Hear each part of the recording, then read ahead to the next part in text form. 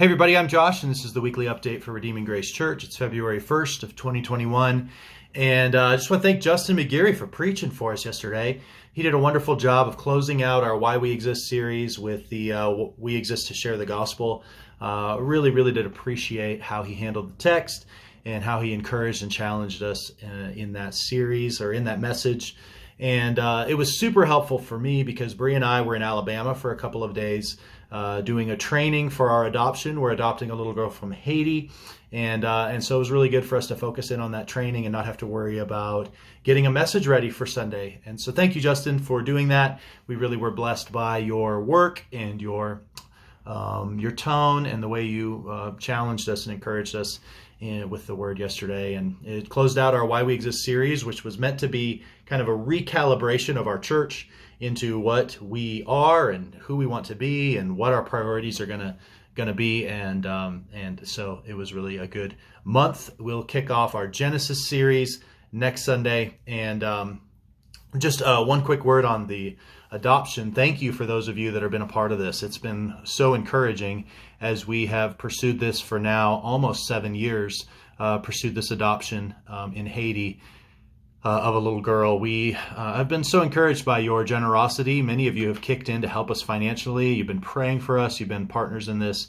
And hopefully, if everything goes according to plan by the end of this year, hopefully we'll be bringing her home. And so pray for that whole process because it is spiritual warfare. It is financially very challenging. There's a lot of hoops to jump through. And then pray for this little girl that's going to be, going to be coming here, and how much different it is to live with us in South Dakota than to live in an orphanage in Haiti. So there's going to be a lot that goes into this, and we're really grateful that we have a community of people that not only allow us to take a couple of days to go do some training, but also are praying for us and surrounding us. And, once she gets home, that's really when the work begins of actually integrating her into the family and dealing with some of the trauma that she's been through. And you're going to be a big part of that. So thank you for being part of it, and continue to pray for us as we continue to ride this roller coaster. We're grateful for where God has us, and we're also, just sober and realistic about what we have in front of us. And thank you for being a part of that. Also, what I want to do with this update video is just share some things that encourage me. I am just so excited about where we are as a church. We certainly have our challenges, and we have some people are doing better than others, but overall, man, this church is really been a dream come true. And there's 6 reasons why. And I just was thinking about this last night as I was praising God and being just grateful before the Lord for his work in us. There were 6 things that particularly encouraged me. So I just want to share those with you. One is new attenders. There is a lot of you that have just started attending in the last few months, and you have been such an encouragement to me. When this thing was kind of being dreamed up a couple of years ago, and we launched it a year ago, the desire was that we would be another on-ramp into the kingdom of heaven, that our church would be another outpost of the kingdom, not to put down other churches, but just to go, hey, there's room for more. And I think the way that we desire to communicate the gospel, the way we want to live out kingdom values, gospel values as a church, that there's a place for that in our community, and that it would draw people to us. The way we go about things would be a draw for some people that maybe haven't found their place in another church yet. So, and you're evidence of that. So you literally are a dream come true. You are making this thing a reality, and you've been inviting others to come. So thank you for seeing something in this little baby church that, is still kind of finding its way. Thank you for seeing something in us and wanting to be a part of it and inviting other people to come. You are like the primary engine of our outreach right now. And man, I am just so honored and grateful for that. And you're a major encouragement, and you're why we wanted to do this. So thank you for seeing something in us and wanting to be a part of it. And I hope that we're adding a lot of value to your life as well. A second thing that really encourages me right now is the generosity. We finished 2020 in the black. We had a lot of twists and turns in 2020 and had to spend money we didn't expect, and a lot of things, but the money was always there, which is just a testament to the faithfulness of God's people. Ultimately, God gets the credit for that because it's he that's providing, but he's providing through you, and you've been faithful and obedient and consistent, and I'm grateful for that. And so far in January, obviously the month of January just closed out yesterday, we received $10,000 more than we budgeted in January. Now, a lot of that was one big gift, but it also is just evidence of a lot of you just being very faithful in giving first and foremost to God as an act of worship. But then also, we have the responsibility of stewarding God's money, and we're trying to do that as well as we can. So thank you.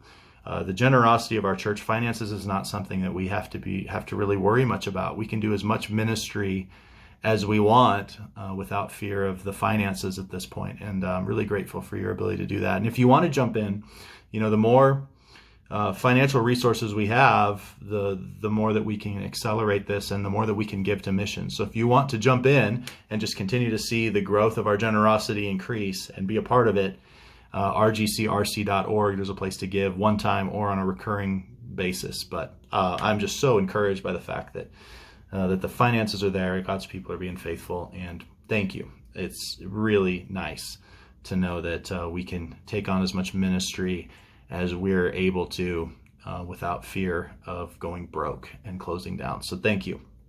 A third thing that really has me encouraged right now is just our podcast numbers. So what we do is we throw our sermons, audio sermons on our website, and then they're uploaded to a podcast. And that podcast has just really taken off in the last month and a half.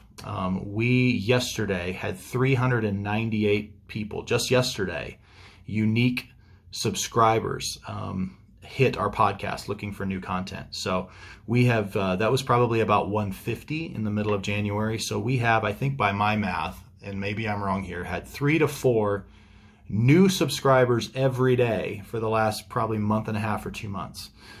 So that's every day. Unique checks. If you've subscribed to a podcast, it does a refresh every day where it goes and grabs and looks for new content. And sometimes it grabs a new episode, sometimes it doesn't. We've got 398 of those that happened yesterday. So 398 individual people who are subscribed looking for new content on a daily basis, and that thing just continues to go up. So our John series was very popular. But then also this Why We Exist, it just has really shot up, which is intriguing to me because we're just talking about our church. We're just talking about Redeeming Grace Church and what we want to be as a church. But there are people literally around the world. I'm able to see some of the stats on where people are subscribing from. It's literally around the globe that people are subscribing to our podcast. And as we talk about just our little tiny church in middle of nowhere, South Dakota kind of thing, is encouraging, and people must be sharing it with each other because it just continues to accelerate. And particularly in the month of January, where we're just talking about Redeeming Grace Church, other people are finding help in what we're doing, or at least find it entertaining to watch the show. So I'm really encouraged by the fact that our teaching has influence even beyond our church. It's always to you. It's always for those in the room. But the fact that it's recorded and it's put out, and man, people are being fed the Word of God around the world is really humbling and awesome and encouraging. So the third thing is the podcast. The fourth thing is our How to Study the Bible Sunday School class at 9:15 on Sunday mornings. There have been 20 plus of you there. And even when I was at South Canyon, even when I was at LifeSpring Church, which with 1,000 people, to get 20 people to commit to a class, particularly one like How to Study the Bible, which usually doesn't attract, it's kind of sad that it doesn't attract more Christians to it, but it's just typically not been one that people have made a priority. The fact that in our little church of 70, 80, 100, whatever you count, however you count it, that 20%, 20 of those people or more would want to come and learn how to study the Bible is massively encouraging. And it's been wonderful to kind of tear apart passages in our in groups and to do homework and to come back and to learn principles. Justin did a great job yesterday on that as well. So I am really, really encouraged that people would come early and sit for 45 minutes in addition to church and just be strengthened in how they read and study the Bible, particularly in community. Way encouraging. And so if you want to jump in on that, it's really, really fun. And I've enjoyed it a lot. A fifth thing that I'm really encouraged about right now is our prayer meetings on Wednesday night at 6:30. Some of the things that have been happening in the last month have been happening in answer to prayer. And maybe God would have done them anyway, but we're noticing and giving him glory for the things that he's doing in our church because we prayed for him. We asked and he answered, and he gets the glory, and we're like, man, we maybe wouldn't have even noticed that he's doing this. So there hasn't been very many of us on Wednesday nights that have been gathering to pray, but it has been really encouraging. I think it's the most significant thing that we have done in the life of our church so far. That's how highly I value our Wednesday nights, and I think it is the engine of ministry for maybe the rest of the life of our church. So would encourage you to consider coming. I come with a plan. We try to keep it about 45 minutes. It always, because we get excited about prayer, it always stretches a little bit longer. It's about an hour. It's not fancy, but God is working. God is honoring people gathering for prayer. So I'd encourage you to come. It's awesome. And then the sixth thing that I'm really encouraged by right now is the interactions that I see after service. I have encouraged you to stick around, interact with each other, and that has been really cool to see. I've asked you to one another each other, and you have been, and I think it's making our church a lot sweeter. So we're trying to do our best to preach gospel sermons, to preach the text well, to preach gospel doctrine, and then also we really want that to create a gospel culture where people love one another, like really take an interest in each other, and that there is this diversity and unity all around Jesus Christ that happens in the life of our church. And when you have gospel doctrine being preached and gospel culture being lived out, then you have power. Like that's exactly what we mean by when we say display. We exist to enjoy God and each other, and then out of that to display in our formal services, but also in our informal churching and one anothering of each other. That's a display of God's glory, and that creates all kinds of avenues to actually share the gospel directly. And it's happening, and it's working. And so would encourage you to keep that up. The last 2 weeks in particular have been awesome in terms of people connecting with each other, taking an interest in each other. I would add just a couple things to that to just add more fuel to the fire. Make an opportunity, take the opportunity to ask if you can pray for someone. I would love to see little pockets of people praying for each other. So the conversation is sweet. People are sticking around. Make prayer a matter of that. And then I would encourage you maybe to come early and get that going a little bit before service. I think it'll make the service better if there's some warm connections that are happening before the service. Then the service happens, and then out of the service, there's some warm connections happening. So if we could kind of sandwich that thing, I think it would make the worship service more powerful, and I think it would make the depth of relationship that much sweeter if it's happening on both sides of the service. So that's kind of the heart of my update this week, is just those 6 things that really encourage me. And I really would love to have you draw into those things a little bit more. There's a lot of sweetness and encouragement, and these things can only impact you if you're present. These are all things that require you making a bit of an investment, carving out some time, saying no to some other things. But I'm telling you, it is worth your time, it is worth your energy, and it's fueling my soul, and it'll fuel yours as well. So one thing, if you're newer to our church, we've got a Next Steps lunch that we're going to have next Sunday after church here at the Ministry Center. There's some information about that on the events page on our website, rgcrc.org. Click on events. And if you would register, that will help us plan. We can't have everybody in our church come. We just don't have enough space for that. But those of you that are newer, we would love to have a bunch of you come. Just share a little bit about the story of our church and just give you at least a clear picture of what next steps are in the life of our church, and to encourage you to come in. So if there are some things going on in your life that you need some help with, maybe you're discouraged about something, maybe you're having a hard time finding your place in the church, maybe there's some things going on in your life, maybe you have some ideas about the church. I can't read minds, so please reach out to me and let me know. I would love to work through those things with you and make sure that the joy that I'm experiencing and that many others in our church are experiencing, that you can step into that joy as well.